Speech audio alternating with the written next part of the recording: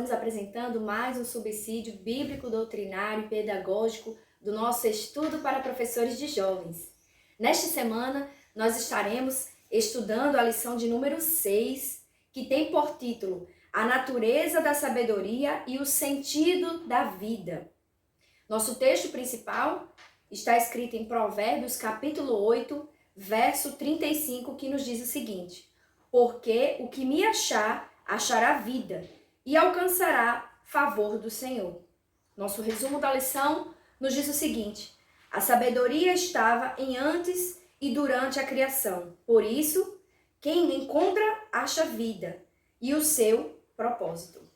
Nossos objetivos para essa lição são os seguintes: compreender que Deus é a fonte geradora de poder, mostrar os privilégios que a sabedoria traz e conscientizar a respeito do real sentido da vida.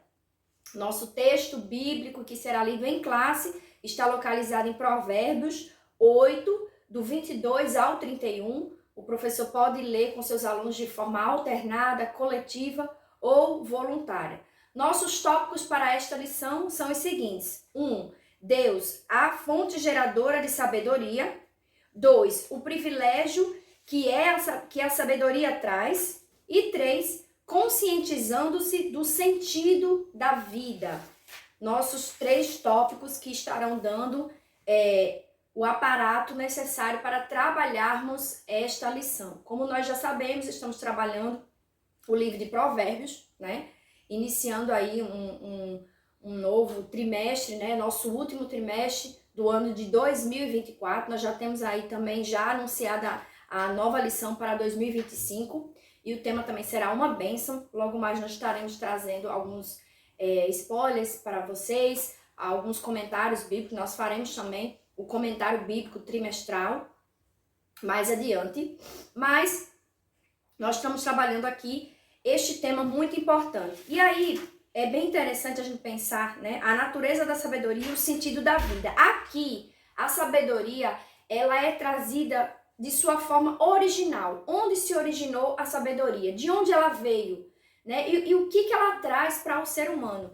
E aí no nosso primeiro tópico, o autor ele vai colocar a importância de Provérbios 8, né? Porque aqui em Provérbios 8, né, vai falar da excelência, né, da sabedoria e a existência da sabedoria, a origem da sabedoria. Então ele vai trazer aqui esse propósito de explicar a origem, né? E no nosso subtópico 2, ele vai dizer que a sabedoria foi gerada e criada por Deus, assim como tem no texto bíblico, né? A partir do 22, ele diz: o Senhor me possuiu no princípio de seus caminhos e antes de suas obras mais antigas. E aqui tem um dado muito importante que o professor pode trazer para os seus alunos, que quem faz essa narrativa é a sabedoria. Sabedoria personificada, que nós temos uma figura de linguagem, que é a personificação ou prosopopeia, que é quando um ser inanimado ou um objeto abstrato, alguma coisa, toma a personalidade, ele torna-se como uma pessoa. Então aqui, a sabedoria, ela diz: o Senhor me possuiu, eu fui gerada, eu estava lá. Então o tempo todo, ela diz: eu, a sabedoria, habito com prudência e acho ciência nos conselhos. Então a sabedoria ela faz aqui todo esse diálogo como se ela própria estivesse discorrendo sobre si mesma, né? A sabedoria ela aqui é tratada no feminino, porque a palavra sabedoria é uma palavra feminina, e vai trazendo aí as nuances de sua origem, de sua formação. E aqui no nosso comentário o autor diz, né? Ela aparece no texto hebraico como quanar, que ao longo do texto carrega o sentido de comprar, adquirir ou possuir, né? E aí, em outros versos de Provérbios, ele diz, né, que é interessante possuir, né, a sabedoria, buscar. E no próprio livro de Tiago, né, quem não tem sabedoria, peça. Ou seja, é algo que você pode adquirir, é algo que você pode buscar, né, e trazer para a sua vida. Então, desde a antiguidade, ela foi ungida, convergem para dizer que desde o princípio a sabedoria já estava com Deus, ou seja, no princípio de todas as coisas, a sabedoria ela não existiu a partir da criação do homem, mas ela sempre foi junto a Deus, estava junto com Deus. E aqui no subtópico 3, o autor vai descrever, né, o processo de criação da terra, e ele diz, né, que ela estava lá desde o princípio, a partir do verso do 27, né, ao 29, que diz assim: quando ele preparava os céus, aí estava eu. Quem? A sabedoria. Quando compassava ao redor a face do abismo, quando firmava as nuvens, quando fortificava as fontes do abismo, quando punha o mal seu termo, quando as águas não ultrapassassem o seu mando, quando compunha os fundamentos da terra. Então, a sabedoria estava lá. Por isso que todo o universo ele tem uma harmonia e uma sabedoria natural, né? Porque o que ocorre? Quando a gente escuta muito o provérbio dizer a natureza é muito sábia, a sabedoria está na criação. Por quê? Porque o mar ele sabe o seu limite, o sol, ele a hora que se põe, a hora que nasce, né? Então, tudo isso, a sabedoria estava presente, ela participou ativamente de todo o processo de criação. E isso faz entender muita coisa, né? O versículo mostra aqui, né, que a própria sabedoria estava como uma aluna, folgando e participando de toda a sua criação. E toda essa descrição também converge, né, para o livro de João, que no primeiro versículo, que diz: no princípio era o verbo, e o verbo estava com Deus, e o verbo era Deus. Todas as coisas foram feitas por ele, e sem ele nada do que foi feito se fez. Então, a sabedoria, né, estava em Cristo e é o próprio Cristo. Então, estava lá desde o início. E aí nós podemos ver também a concretização na terra. Em tudo que nós olhamos é muito sábio. A sabedoria ela está presente em todas as relações naturais da terra, da natureza. Então, é importante o professor trazer esse contexto aos seus alunos e mostrar para ele a origem e a personificação da natureza. No nosso tópico 2, diz o privilégio que a sabedoria traz. E aí é interessante que ele traz os 3 subtópicos falando sobre a beleza, né? A beleza do saber, a beleza da sabedoria. E aí ele diz a beleza de saber, ou seja, saber, conhecer, ter sabedoria, a beleza de aplicar a sabedoria, que é mais importante ainda, e a beleza de estar consciente do propósito das coisas. Muito importante esses 3 subtópicos para trazer luz aos nossos jovens sobre alguns propósitos terrenos aqui na Terra, né? E o autor começa dizendo que ele mostra que a natureza da sabedoria é divina, como nós já vimos, né? E ele diz que só o ser humano tem esse privilégio, ou seja, a sabedoria da forma como ela nos é trazida é só o ser humano que tem. Né? Os animais eles têm a sua capacidade natural de reprodução, a capacidade de comunicação química entre eles, mas a sabedoria do falar, a sabedoria da linguagem humana, quem tem é o ser humano, né? Aí ele diz: por isso nós temos o privilégio e a responsabilidade de saber das coisas. O homem ele é dotado de livre-arbítrio, ele é dotado do conhecimento, porque o Senhor, quando criou o homem, ele diz, ele deu conhecimento para o homem dominar a terra. Então, isso lhe foi dado desde o princípio da criação. E importa para Deus que nós saibamos usar essa sabedoria, que aí já vamos para o nosso tópico 2. Ele diz, não é só o conhecimento, é saber usar. E aí, qual é a diferença entre inteligência e sabedoria? A inteligência qualquer um pode ter, pode nascer com ela. A inteligência é a capacidade de adquirir conhecimento e a sabedoria é a capacidade de usar esse conhecimento para o bem próprio ou de outrem. Então, essa seria interessante observar que a sabedoria sem aplicação, ela fica inerte, ela fica morta. Então, para nada serve.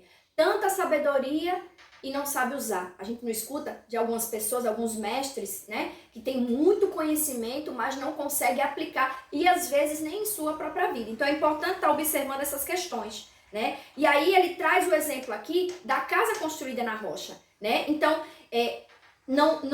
a Bíblia diz que não é proibido construir na areia. Não é proibido. A gente sabe que há muitas construções hoje na linha, né, ali do mar, na praia. Há muitas construções. Mas qual é a sabedoria? A sabedoria é encontrar a rocha para firmar as estacas e assim elevar a edificação. Então isso é sabedoria.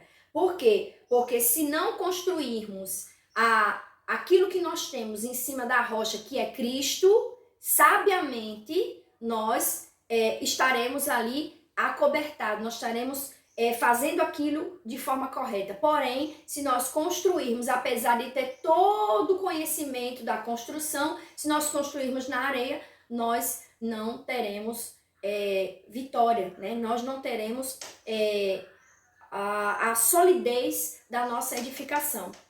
E por isso que o livro de Provérbios, lá no livro de Provérbios 16, ele diz, né, que nós devemos colocar os nossos desígnios na mão do Senhor, porque ele diz, né, do homem são as preparações do coração, mas do Senhor a resposta da boca. E ele diz, o Senhor, todos os caminhos do homem são limpos aos seus olhos, mas o Senhor pesa os espíritos. Então, não adianta nós colocarmos a nossa sabedoria humana aos nossos próprios olhos e não firmarmos o nosso passo no Senhor. E aqui a revista diz, né, o autor diz, somos assemelhados à fortaleza de uma rocha que não se abala. Então, quando nós temos a nossa sabedoria fundada, não em filosofias humanas, mas naquilo que o Senhor nos traz através da sua palavra, nós temos condições de solidificar os nossos sonhos, os nossos planos e os nossos projetos. E aí é importante também, a partir do subtópico 3, ter a consciência do nosso propósito, né? Não podemos perder o nosso propósito. Quando nós construímos a vida, nós vamos falar isso no tópico 3, nós precisamos entender que todos os nossos passos terrenamente, eles têm um propósito. Eu não posso viver a vida sem propósito. Como tem algumas frases, né? Deixa a vida me levar, vida me leva, deixa o vento passar. Isso não é um pensamento cristão.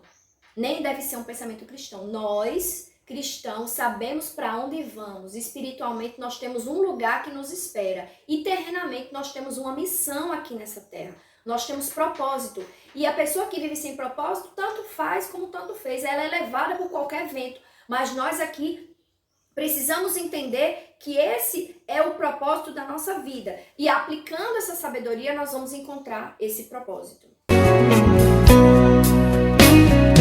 E por fim, no nosso último tópico, tópico 3, conscientizando-se do sentido da vida. É sábio compreender o sentido da vida. Então, no livro de Eclesiastes, que também foi escrito por Salomão, ele traz bastante reflexão sobre o sentido da vida. Ele traz ali, embora não seja provérbios, mas ele traz muitas reflexões. Eu gosto de fazer alguns comparativos com o livro de Eclesiastes, e ele diz que o que a gente tem nessa terra? Aquilo que a gente tem para comer, para usufruir do fruto do trabalho, porque o que passar disso, nada nós vamos levar, nada nós vamos ter, então nós precisamos entender o nosso sentido da vida. E ele diz aqui, quem acha sabedoria, acha o sentido da vida, o seu propósito de a ser desenvolvido no mundo. E aí nós passamos a compreender a nossa vocação aqui na terra, seja ela ministerial, nossa vocação espiritual, nossa vocação secular, que estão interligadas. Não existe o aluno, o estudante na faculdade, o estudante na igreja, o estudante na sua vida espiritual. Não, tudo é um só. Nosso propósito de vida, ele deve ser completo. Se eu ensino, que é a minha profissão, eu tenho que ensinar para a glória de Deus. Eu tenho que me fazer usar esse propósito, essa vocação na minha vida espiritual, na minha vida secular, na minha vida emocional, porque isso é a minha essência. E aí, partindo disso, nós descobrimos o sentido da vida. Nós passamos a compreender.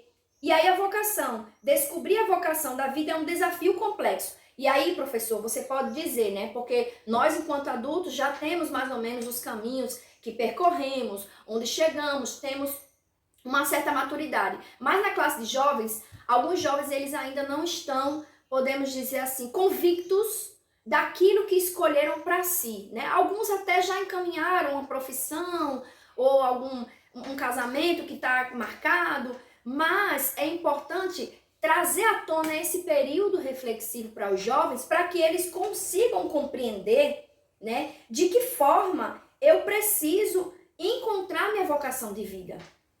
E essa vocação de vida não é apenas profissional, é minha vocação de vida completa. É aquilo que eu faço dentro da casa do Senhor, fora da casa do Senhor, na minha vida emocional, minha vida completa, integral, né? E é importante pedir ao Senhor conhecimento, né, a respeito das habilidades, ou seja, quem sou eu? Quais são as minhas habilidades? De que forma eu posso melhorar isso através de um curso e através disso engrandecer o nome do Senhor?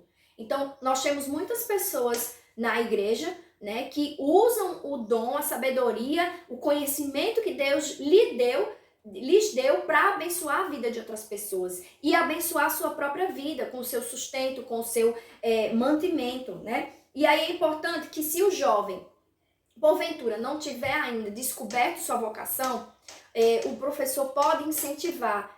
Se você está perdido, não sabe ainda o que quer, se quer daqui a 5 anos estar casado ou ter um bom emprego, o que quer fazer da vida, é importante o professor trazer algumas alternativas, né? E aí o professor pode também estar levando até um teste vocacional, caso queira, tem muitos na internet que a gente pode usar para o aluno mais ou menos ver a sua área, porque alguns jovens ainda não conseguiram se encontrar, porque realmente é muito complexo, né? A gente tem um sonho quando criança, eu quero ir para a lua, ser astronauta, eu quero ser professor, E quando a gente se torna adulta, a gente começa a entender as limitações daquela escolha. Ao mesmo tempo que eu preciso refletir, essa escolha de hoje vai me render frutos amanhã. Que fruto eu quero colher? Então é importante observar isso, certo? É importante estar atento a essas questões. E aí, no nosso último subtópico, diz o Espírito Santo gerando motivação. É importante perceber claramente que não estamos sozinhos. Então, desde a criação do mundo, o Senhor estava ali acompanhado da sabedoria e dotou o homem de sabedoria para que ele pudesse concluir a obra, né? Então, temos várias menções na Bíblia de pessoas que Deus dotou de capacidade de sabedoria, os artífices, os trabalhos artísticos, pessoas que trabalhavam com ouro, com costura e tinham ali seus talentos, seus dons, a sabedoria que Deus deu para investir em uma determinada missão. Então, quando eu compreendo as minhas habilidades, aquilo que o Senhor dotou meu coração e passo a entender que isso faz parte de uma grande missão, eu consigo compreender a natureza e o sentido da vida. Porque o sentido da vida só vai acontecer, só vai dar aquele clique quando eu perceber, essa é a minha missão. E eu tive esse clique, eu me lembro muito na minha mocidade, o quanto eu queria atrelar a minha vida profissional, que era ser professora, né? Desde os 14 anos que eu penso em ser professora, e eu entendia que aquilo era um ministério, que Deus estava me chamando, mas eu só entendi depois, já quase perto de me formar. Então, às vezes, o jovem está fazendo um curso, ele não entende a clareza, ainda não está claro na mente dele que isso vai ser uma vocação que o Senhor deu para utilizar na própria obra ou na sua vida como um todo, né? E aí é importante o professor estar motivando e trazendo a reflexão, inclusive trazendo algum testemunho pessoal que ele possa enriquecer a vida dos seus alunos. Agora, o nosso momento EBD. Caro professor, você já fez um momento EBD na sua congregação? Se não fez, você pode pedir alguns minutinhos ao seu dirigente durante o culto de domingo ou em algum momento para divulgar e compartilhar as ações da EBD. Uma dica para final de ano. Você pode, ao longo do ano letivo, pegar aquelas fotos, aqueles momentos de estudo bíblico, compilar num vídeo, né? E trazer ali aquele vídeo para toda a igreja mostrando as atividades da EBD ao longo do ano. Será um momento de grande reflexão, né, de trazer ali aquele portfólio das atividades que foram realizadas. Você pode juntar as fotos e vídeos de todas as turmas, de jovens, de adolescentes, de crianças, de adultos, e levar para sua congregação como um incentivo. Olha o que nós fizemos ao longo do ano letivo de 2024 e fazer esse momento reflexivo e um momento de convite para aqueles que ainda não participam dessa escola, a maior escola teológica do mundo. Então não deixe de fazer o Momento EBD na sua congregação. Agora nós vamos para os nossos subsídios pedagógicos. Primeiro, né, o nosso subsídio da nossa lição, nós temos aqui na página 40, e ele diz, né, explique que o chamado da sabedoria é contrastado com a mulher imoral e a sabedoria é retratada como uma mulher que guia. Então, aqui pede para o professor fazer essa dualidade, né, essa alusão, porque da mesma forma que a sabedoria é personificada como forma feminina, há também a possibilidade da sedução, do pecado também ser uma mulher imoral. Então é importante o professor trazer esses dois contrastes e mostrar ao aluno que uma pode levar ao caminho da perdição e a outra ao caminho da sabedoria e do crescimento. Outra dica que eu quero trazer aqui também é sobre livros, né? Esse livro aqui, Quebrando a Rotina, de Max Lucado, ele é um livro que ele tem ajudado muitos jovens a se reconhecer naquele meio, né? Naquele meio em que eu ainda não me reconheço, eu ainda não sei a minha vocação. E aí ele traz algumas dicas, né? Ele traz alguns exercícios, inclusive com questões, para que o aluno ele possa se reconhecer, ele possa entender o sentido da vida, a sua vocação. Eu achei que tem muito a ver com Provérbios, ele cita Provérbios várias vezes aqui, e é uma oportunidade do estudante ganhar mais conhecimento. Então, se você tiver a oportunidade de ler esse livro e indicar para os seus alunos, Quebrando a Rotina, de Max Lucado. É também uma dica. E como nossa dica pedagógica, é importante que você traga um momento reflexivo para que os estudantes compreendam o sentido da vida. Então, você vai distribuir folhas de papel, pedaços de folhas de papel para os seus alunos e vai pedir que eles escrevam quais são as suas habilidades hoje, aquilo que ele reconhece hoje e de que forma essas habilidades podem trazer um futuro, ou seja, de que forma eu posso utilizar essas habilidades no reino de Deus. Quais são as sabedorias que Deus me deu e que eu posso transmitir para outras pessoas. Esse exercício, apesar de ser simples, ele vai mostrar para o aluno que ele tem condições de encontrar o sentido da vida através das suas habilidades, daquilo que Deus dotou o seu coração, que Deus encheu a sua vida. Então, peça que os alunos escrevam.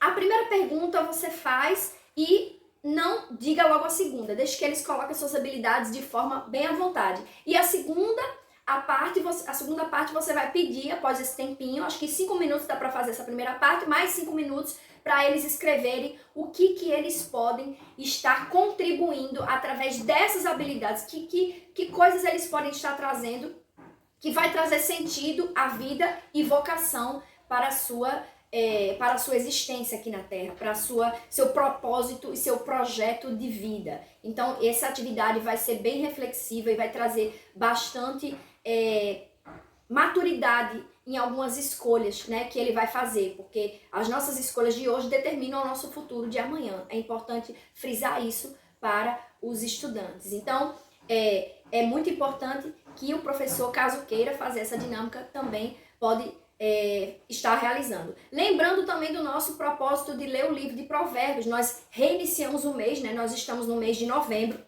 Então, se o seu aluno ainda não iniciou a leitura do livro de Provérbios, né, entre 5, 6, 7 e 8, ele já pode atualizar os capítulos que ele leu para continuar fazendo essa leitura. Então, aquele aluno que já está lá no Provérbios 31 e o aluno que não começou, ele pode voltar a ler e iniciar novamente nesse novo mês de novembro toda a leitura do livro de Provérbios. Um capítulo por dia. Cada capítulo está ligado ao dia. Dia 1, capítulo 1. Dia 2, capítulo 2. Dia 3, capítulo 3. E ao final do mês, seu aluno terá lido todo o livro de Provérbios. Essa também é uma dica e uma oportunidade para enriquecer e aumentar, né, a leitura da palavra através dos seus alunos. Então foram essas nossas dicas pedagógicas e didáticas e doutrinárias do nosso estudo para professores de jovens. Se você gostou desse vídeo, curta, compartilha, se inscreva em nosso canal e ative as notificações. Nossos vídeos vão ao ar toda semana. Que Deus abençoe a sua vida,